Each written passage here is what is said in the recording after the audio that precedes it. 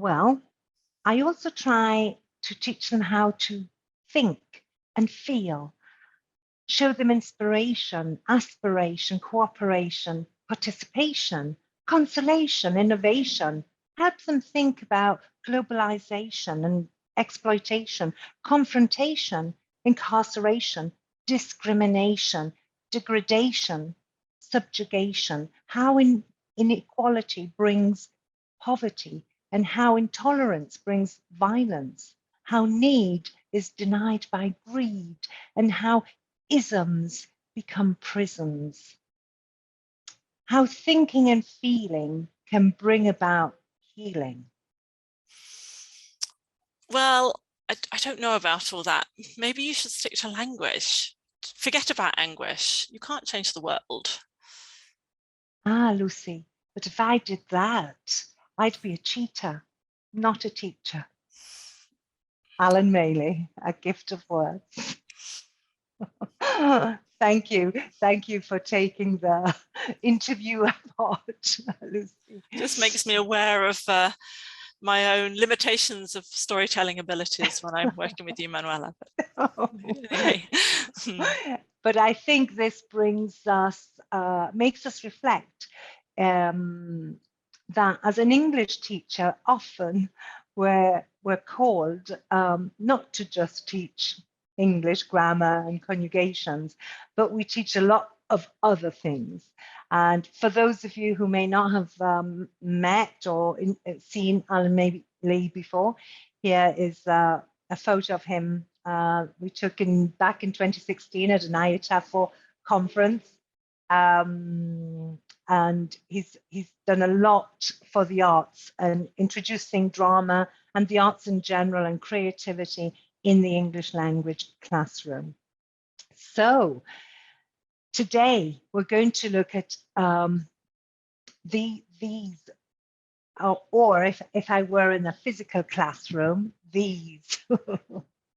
Now, how many of you have introduced these goals? These are the 17 Sustainable Development Goals recommended in the Agenda 2030.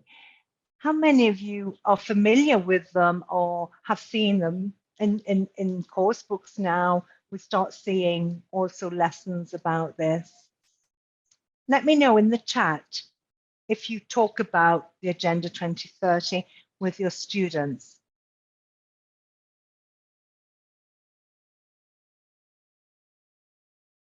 Yes, we've talked about it, covered in my master's. Wow, so maybe we can learn from you, Lorraine. This year with citizenship. Yes, hello, Elena. I can see a lot of Italian teachers here too. Yes. Oh, Roseanne worked on goal 6. Rosanna. Project work, not yet, Angini. Hopefully you will soon. Okay. So going back to English teachers and how we don't just teach language and per se. And I think that, you know, to be effective, all people need to be included. And in language, as language teachers, we have that responsibility because language is key to inclusion and at the center of human activity, self-expression and identity. As language educators, we recognize the importance of how language fosters participation in development with lasting results. And English language has become a key tool, a lingua franca, if you like, for development in the 21st century. And so we've always been actually at the forefront, yes? Teachers notoriously are always, when change is about, the English teacher appears, yes? When there's some new introduction or something, we're called upon as if, you know, maybe because we have a more flexible, neurosciences are informing that people who speak or use more than one language, we have a more flexible attitude. And we've always been at the forefront of educational change in many parts of the world. Learner autonomy, group work, project work, the communicative approach are all predicated on a view of learning that sees students as active doers and thinkers rather than passive recipients of knowledge. So today, I'd like to build on this and to portray such a view. So let's move on. Just and the title of this work is about creativity. And as Lucy said, I am a storyteller. So for me, the first place to start would be with stories. But why? Why stories? Why do stories make us remember? As the slide says, and make us care. Yeah, make us care. That empathy that is required in all walks of life. So I'll just let you read that a little bit.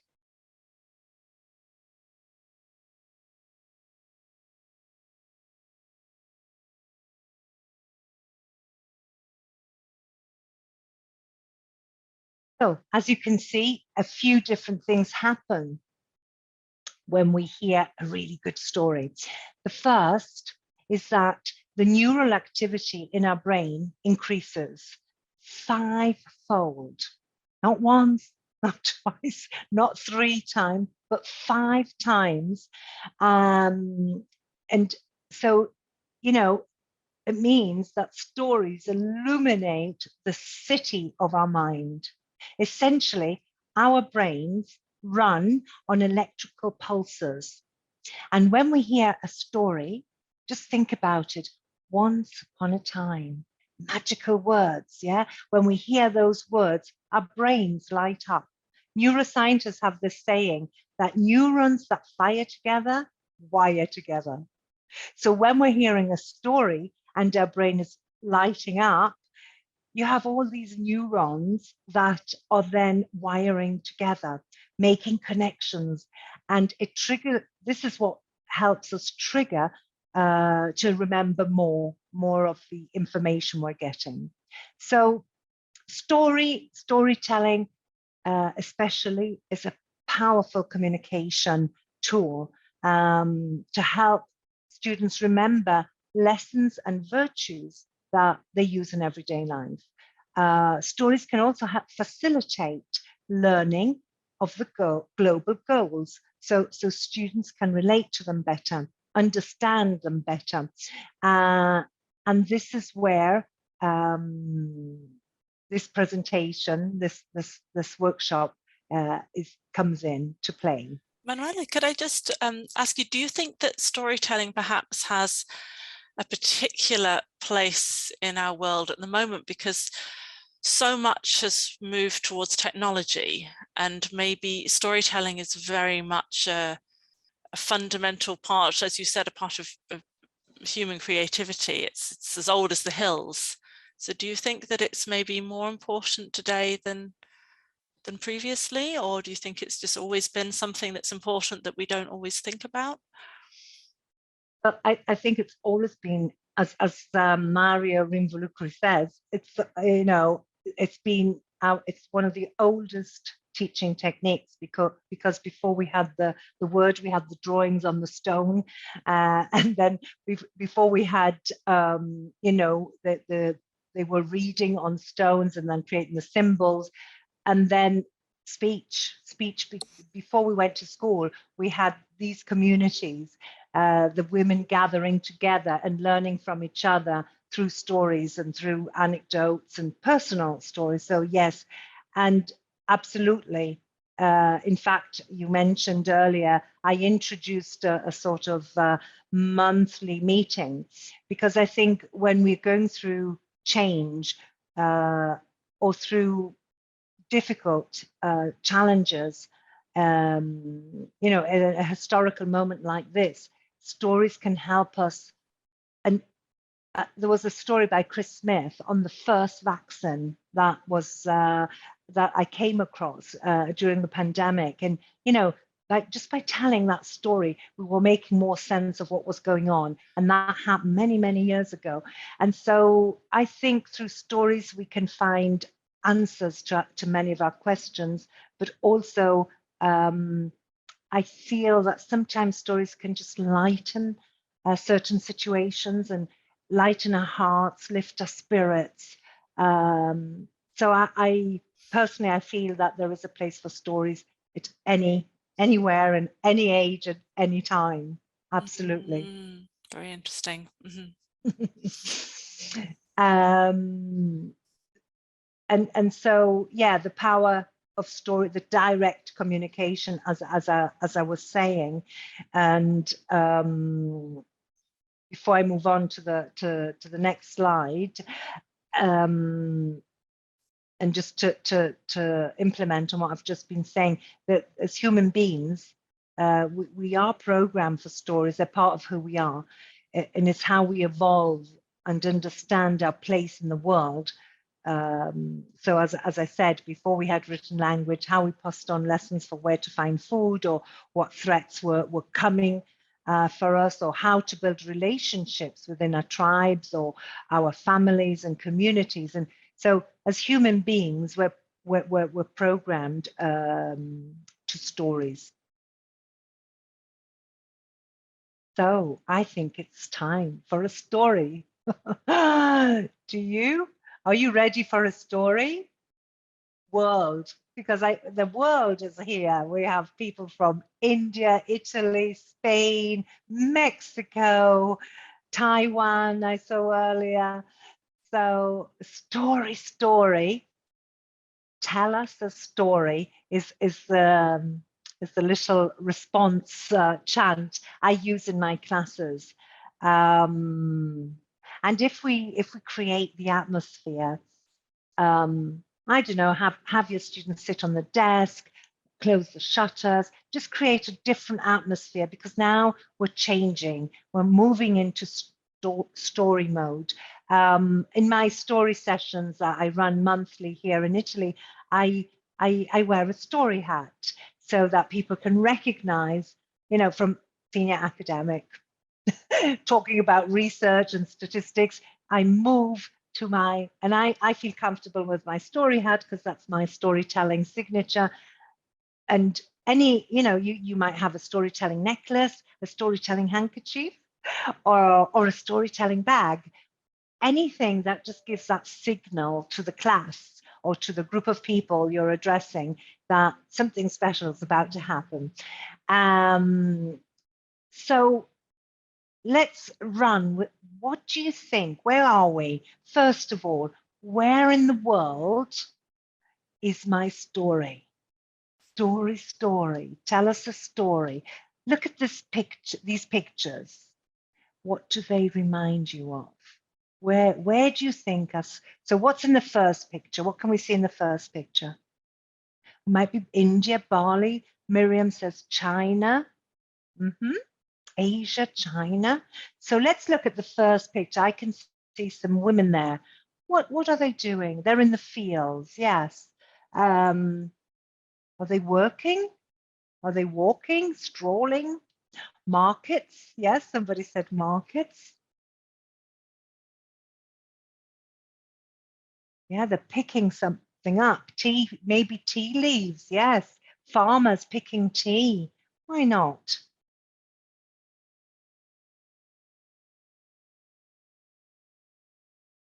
Oh, and look at those pretty, what are they, lanterns? Pretty lanterns. Yeah, so that's another clue. Tradition. Going home after a day of work, yeah. It's a festival. Getting ready for a ceremony.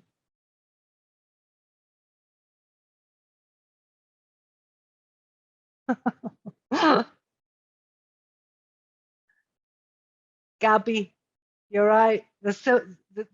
In Asia, you have such a long tradition of stories, and that's why I've chosen an Asian story. I promise next time I'll bring an Italian one, okay? So yes, my tale today, my story, comes from China. Now, and what do you think the story is going to be about?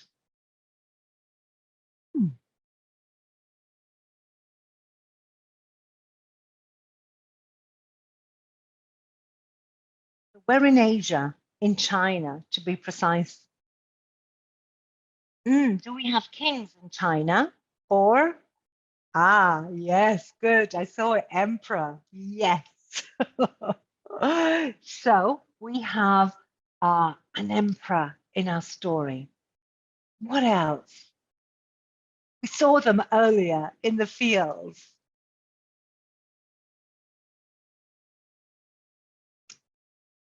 A farmer, a worker, yeah.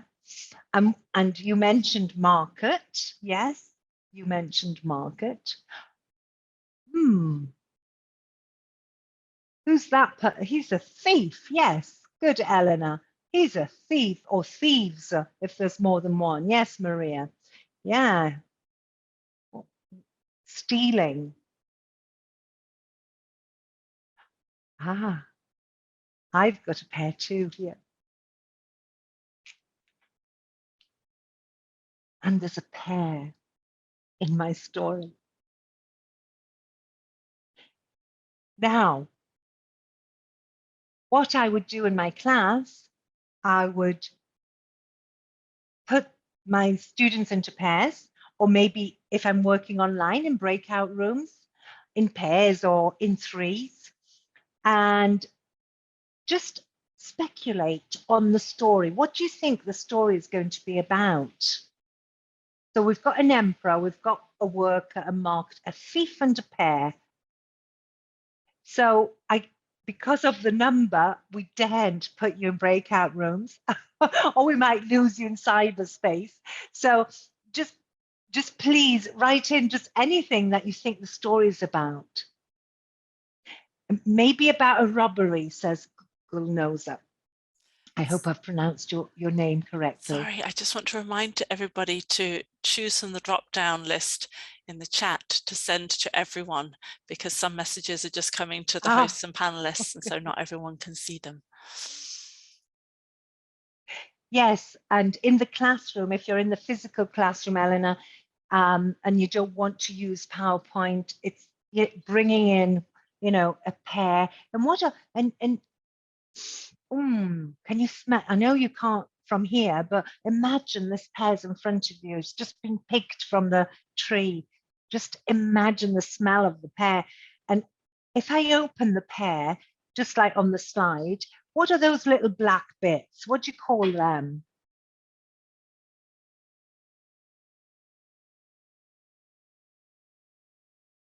Rule-based thought. A worker is a farmer's very poor and wants to steal crown jewels. Oh, nice, Gabby, nice. Maybe the poor man is stealing. Thank you, Dora. They're seeds. Can you see? I have a special seed here. It looks more like a bean, but it's a special seed. Dudley College there. You may know this story then. Yes, it's about a poor worker who's so hungry that he eats a pear. Okay, so enough spoilers, okay? So are we ready? Now we're ready. The purpose, of course, of speculating, introducing some realia as well, is making sure that the key words, the important words of the story are known to the class. When you're very close, Dudley College. Okay, so The Seed of Justice is the name of my story, and this is a tale from China. Story, tell me a story. I know I can't hear you, but when I say story, just encourage me. Send me positives by saying, tell us a story. Ready? 1, 2, 3. Story. Tell us a story. So here goes. Once, not twice, not 3 times, but once upon a time in China, a farmer worked hard to feed his family. He worked from dawn until nightfall each day, but no matter how hard he worked, he remained poor. One day, as he was growing older, the man took his rice to the market to sell. The sky was cloudy and bleak. Few people came to the marketplace. Hours passed, but the man had not sold a single grain of rice. His stomach began to growl with hunger, and his mind began to wander with thoughts of food. He closed his eyes and imagined a table full of fruits and vegetables, of rice and fish. And soon his mouth began to water. And when he opened his eyes, he discovered a pear in his hand. Oh, did I steal this pear in my sleep? And sure enough, he had stolen a pear. And a nearby market stall owner had seen him. And he started to cry, "Thief! Thief! You've taken that pear from my stall. You will be punished." The merchant sent for the emperor's guards. And the guards arrived in the marketplace, grabbed the poor farmer, dragged him to their master for judgment. The emperor sat upon his throne, passing judgment on the various crooks and thieves who had came before him. When the guards brought the farmer to face judgment, the emperor grimaced. He didn't like the looks of the farmer, with his ragged clothes and his skin as dry as parchment. "What's he done?" the emperor asked impatiently. Then the merchant spoke.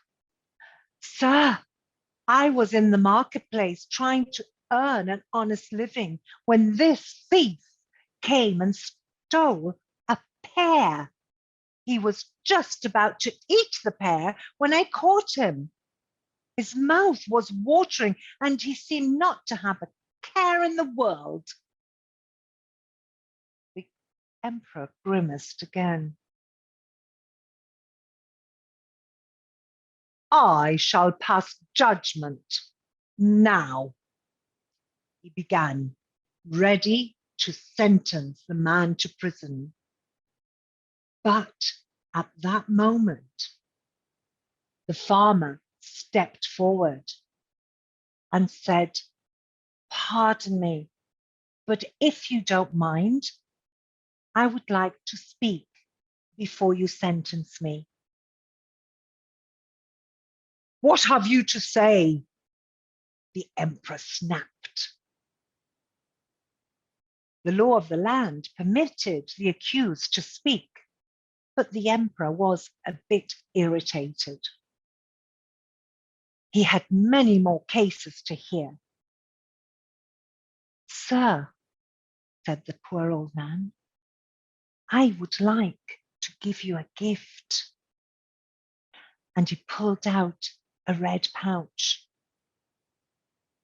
And very humbly, he said, I wish to offer you a gift beyond compare. What could such a poor man have to offer me, an emperor? Everybody wondered, and the emperor, as curious as all the others, wanted to know, so what could you have that would be a gift for me? The farmer showed him the seed. This, he said,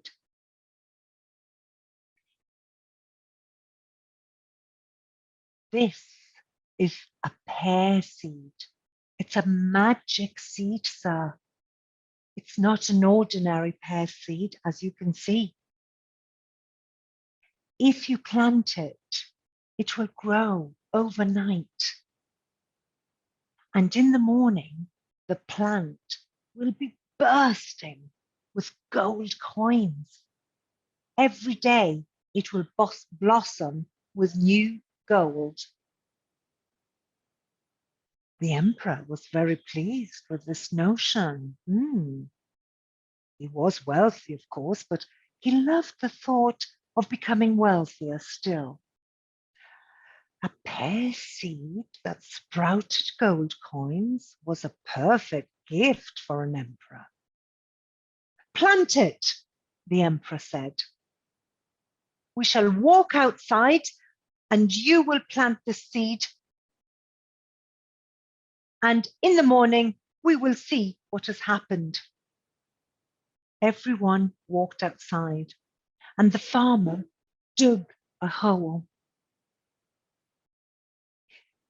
But then, when the hole was ready for to house the seed, the poor man turned to the emperor and said, I'm afraid I cannot plant the seed, Your Majesty. It must be planted by a man who has never stolen or cheated or committed any criminal acts. I have stolen a pear. I am guilty. I cannot plant the seed. You plant it, Your Majesty. The emperor looked in horror at the man, for he had in his lifetime cheated, and he might even have stolen a little. And he thought he must have committed some criminal acts he could not remember. So he backed away and said, I am an emperor. I do not plant crops. Call my counselors, my advisors. One by one, the ministers, the counselors, and the advisors stepped up to the hole. And one by one, they backed away. Each one offered some excuse, of course. I have a bad back, said the first counselor. I cannot bend down to plant the seed, said the minister. I've always had bad luck with crops, said the advisor. It's better if someone else plants the seed. Oh, and the other minister said, I will sneeze if I bend too close to the ground. And another said, I will blow away the seed. Someone else must plant it. Everyone, ministers, counselors, advisors, they all refused to plant the seed, for each knew they were not completely guilt-free. They stood trembling before the hole in the ground. At last, the thief spoke again. Your Majesty, no one will plant the seed because not one of you has never lied or cheated or stolen or committed a criminal act. And I, a poor man, stole a single pear because I was starving. The emperor listened closely to the thief. And the old man concluded by asking, Your Majesty, do you think punishing me is just? The Emperor thought a while and looked around at his advisors, counselors, and ministers, and smiled and said to the farmer,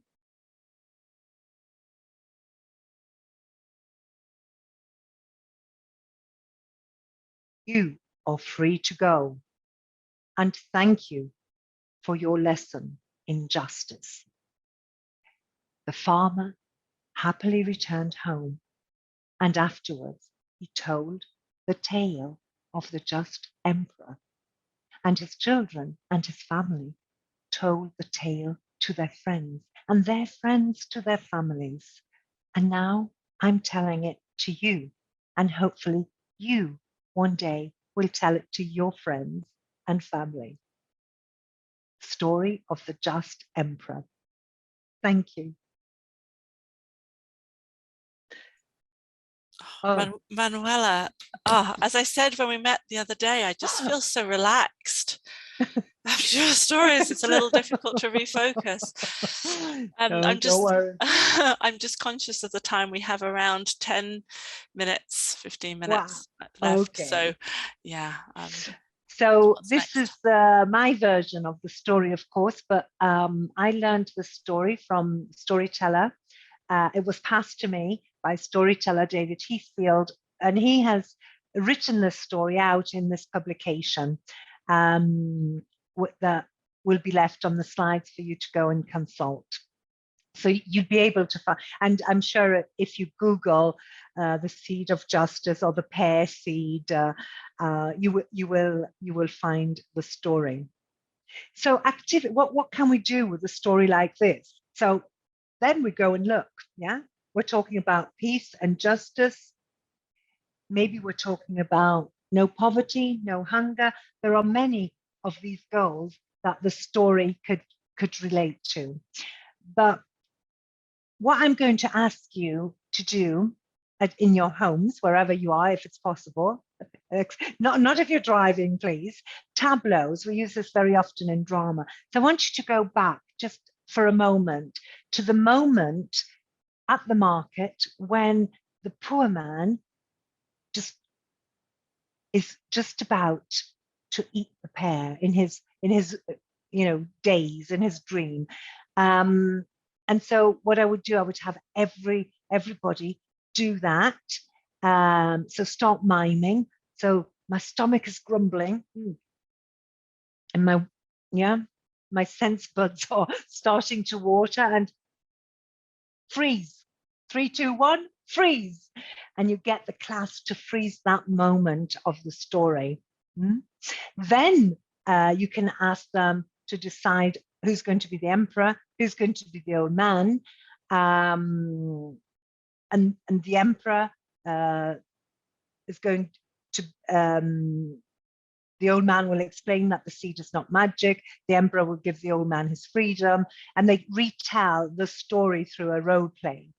Yeah, so retelling the story, all is with limited time, so that it doesn't, it doesn't have to be, it can be an episode, a part of the story, or go back to the moment that you enjoyed the best. In fact, I'm going to ask you that, and you can write the moment of the story that you liked the best. Which was the best moment of that story that resonates in your mind? Is it when the poor man put the pear to his mouth and thief, he got caught?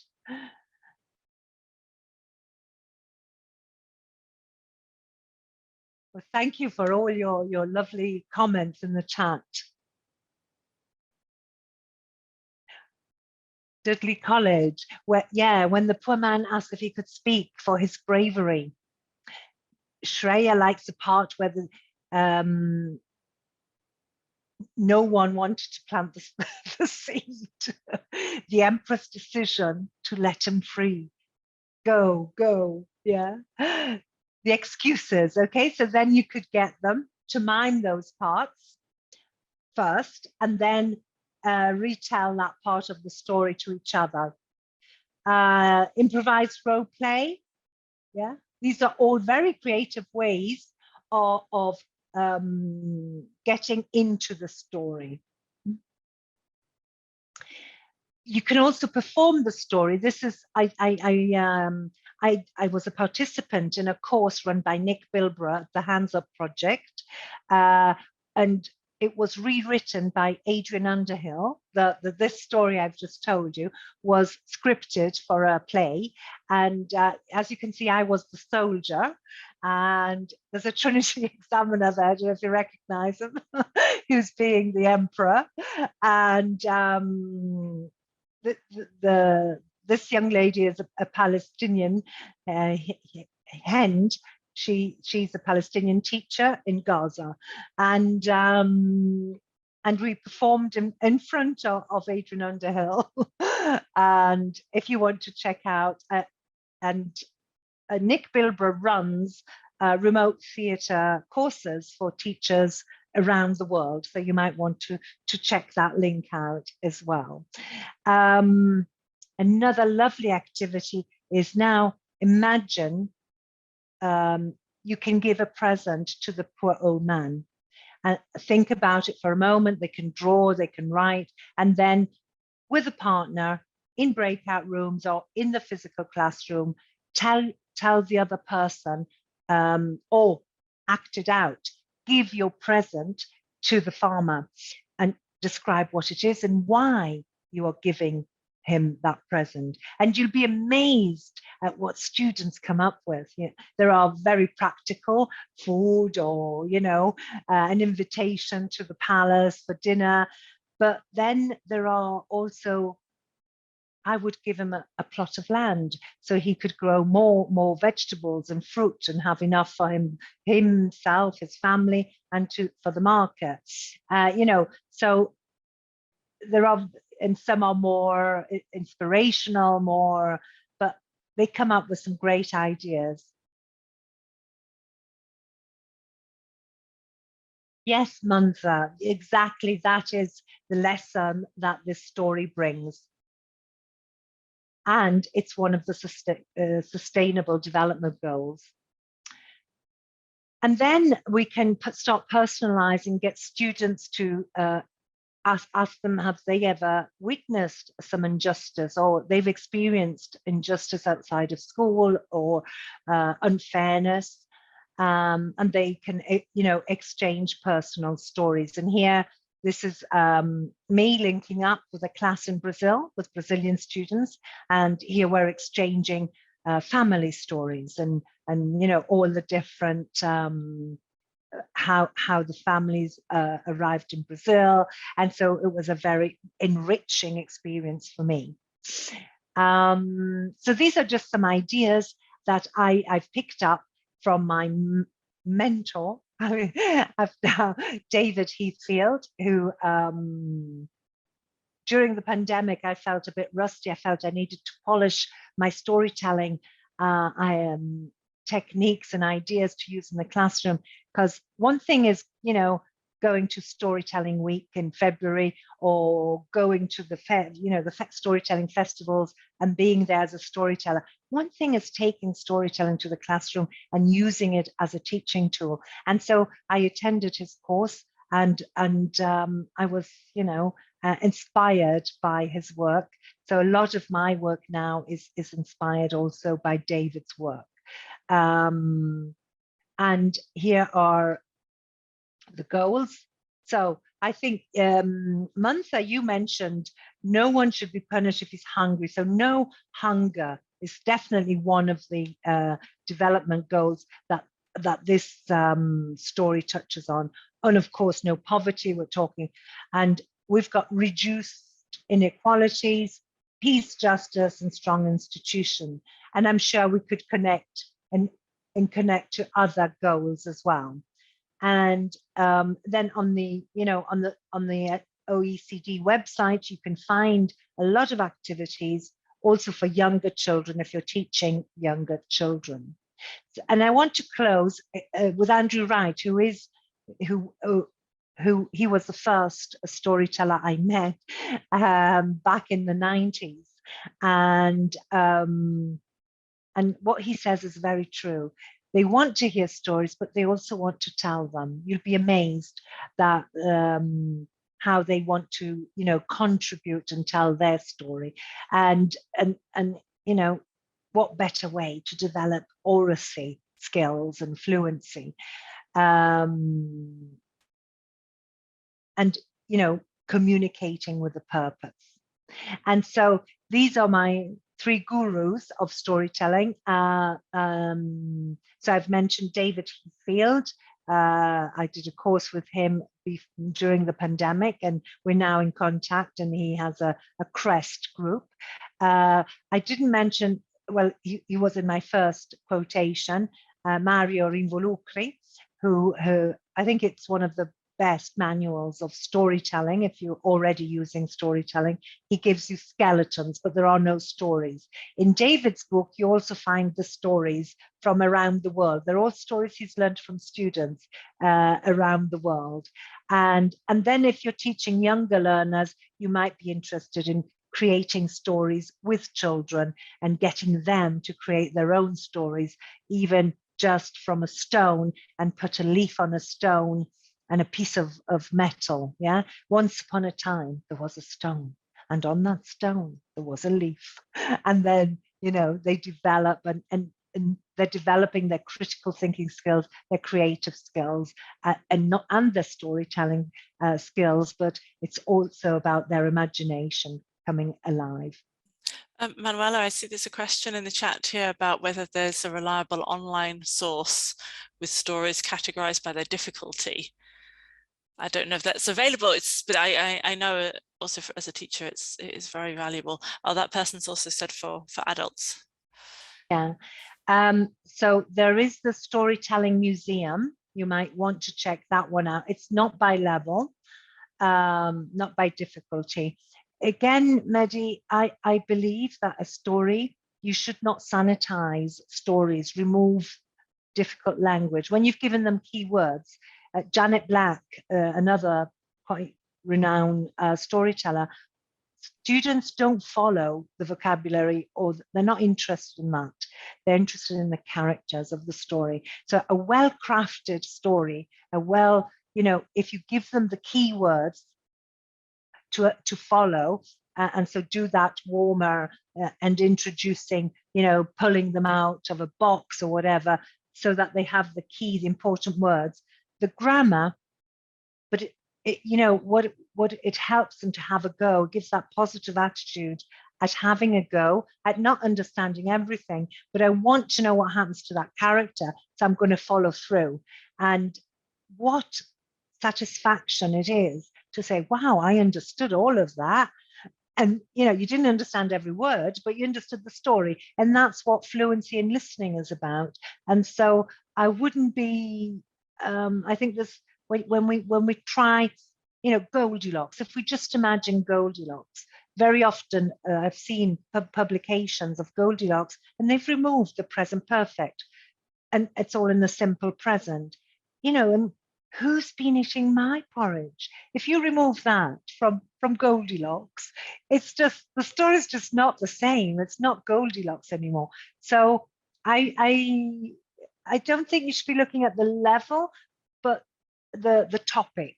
You know, if it's a teenager, what's going to, you know, motivate them to listen more, to want to know more. So I think this brings us to another fundamental question, which is that, you know, you are a member of the Society for Storytellers. This is probably in your DNA. So I think a lot of teachers do have natural storytelling abilities. It just goes hand in hand with being a teacher. But for those who are feeling shy or unsure how to start, or unsure whether they can create that desire in their students to want to know the rest of the story, what advice do you give? Yes, as I said earlier, we are all born with story. We are storytellers. The minute you walk in the house and start telling your husband or your children what happened to you, or how you got stuck on the tube, and you know what was going on, that is telling a story. We tell stories every day, anecdotes, and so it's just refining that craft. A good place to start is a storytelling course, like a weekend course, like I did with I did that for a refresher. But there's also beginner courses with David Heathfield. You can look him up. He has his own website. Or there's many things online. Even I'll go back a few slides. Even on the British Council website, you can see David is interviewed by the British Council, and he gives a lot of tips and hints. Come to the Wednesday once a month Stories with Trinity in Italy. If you're an Italian teacher, we organize it, and I give these tips and ideas. And just start small. Find a story that you I tend to look at stories that teach a lesson or give hope. Yeah, because all these stories have to like you felt, Lucy, after the story, you felt probably lighter, you were relaxed, and I think it's about hope, isn't it? Giving us showing us that even if we are living in difficult times, there is moment, and just the pleasure of sitting back and enjoying a story after a day's work, I think is yeah, very relaxing. Yeah, I see a few people in the chat though saying, it's a kind of acting, maybe not everybody can do it, but I guess storytelling does, as you said, it includes personal anecdotes. So I've told stories in the classroom before about things that happened to me, like when I was trying to get to the airport in Italy, and there was an accident in the road, and the bus couldn't go any further, and then there was a train strike, and I ended up walking to the airport with a year's worth of stuff on my back. So I suppose that if we're telling personal stories, that could be a way in, because we have that automatic feeling. Yes, I mean, I don't. Everybody has their own style, and you will develop your own style eventually as you keep telling them. I wasn't, and I think you might do courses, but I just think you need to be you. Right. So if they try and emulate what you're doing, maybe they feel like they're acting, but if they just do what they do naturally. Yes, because you'll always be, when you try to emulate someone or a good storyteller. For example, I love Diane for Latte Stories, but she sings, she moves around the stage, and she's another type, another style of telling. Duncan Williamson was a very famous Scottish storyteller. He was a very humorous. He always had the joke ready. But maybe, if I tell Duncan's jokes, that people don't laugh because it's not me. I don't, and I think you just find, and students, what a greater place to start, because students are, they will tell you the truth, or you will notice immediately if they're engaging or not.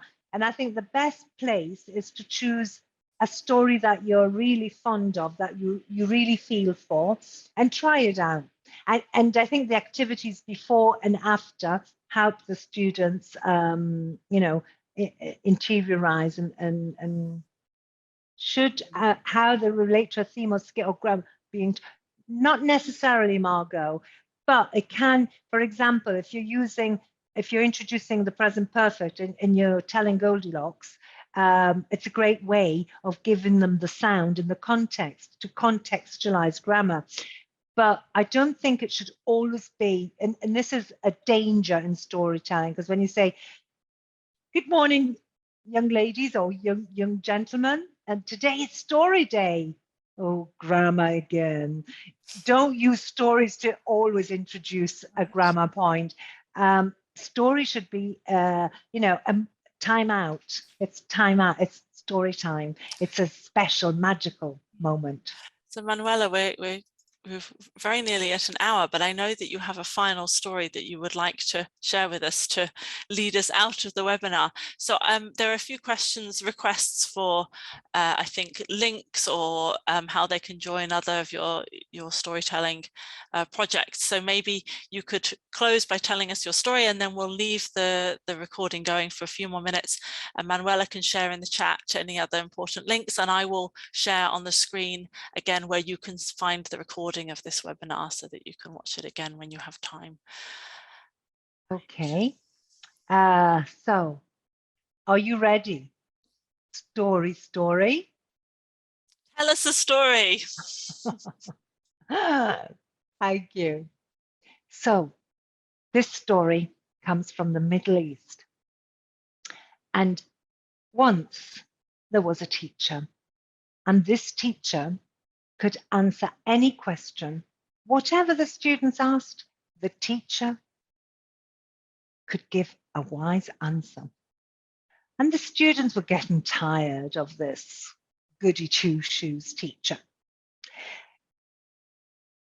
One day, one of the students had an idea. Let's ask a question that is impossible to answer. So together, the students made a plan. And one of the students stepped outside and caught a small bird and brought the small bird cupped in her hands to the teacher and went to the teacher. Tell me, teacher, tell me, what am I holding in my hands? Is it alive or is it dead? The teacher somehow knew that the student was holding a bird in her hands. The teacher knew that if she said it was alive, the student would press the bird and show it was dead. The teacher knew that if she said it was dead, the student would open his hands and the bird would fly away alive.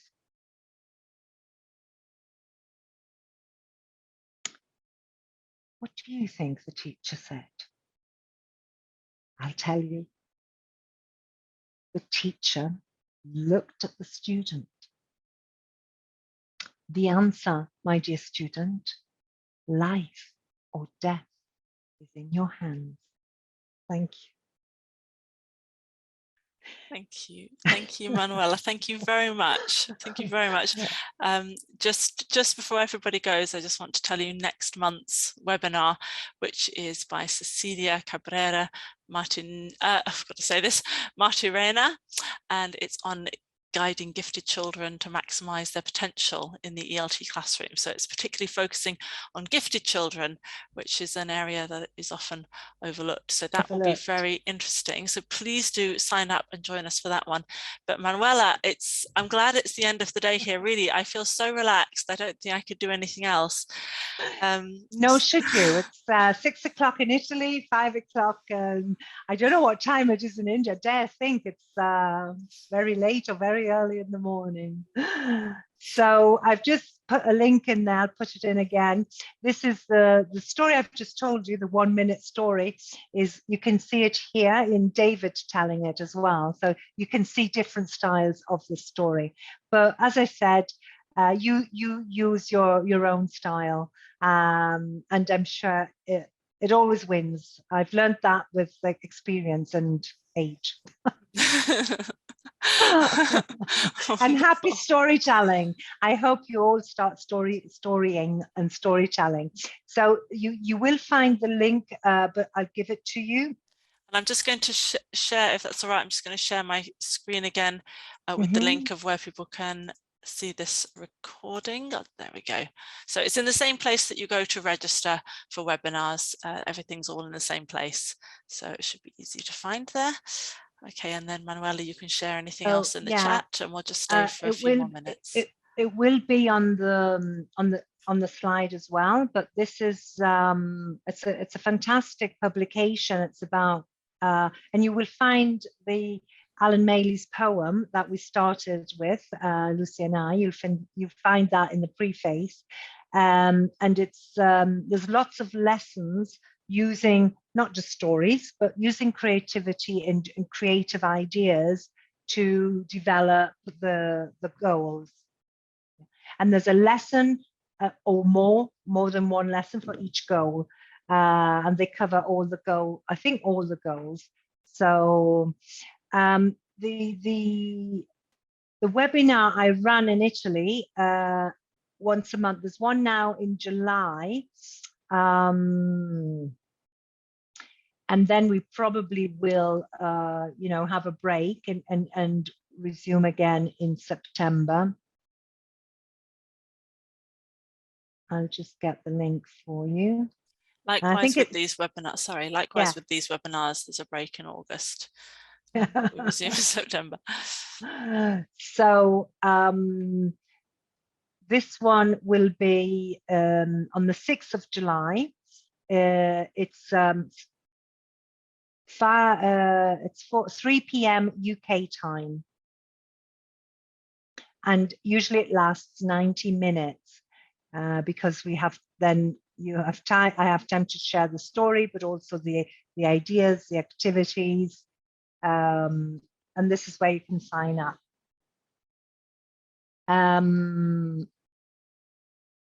I will be telling Kafka's story, The Traveling Doll, and giving some activities about, if you don't know the story, you can look it up.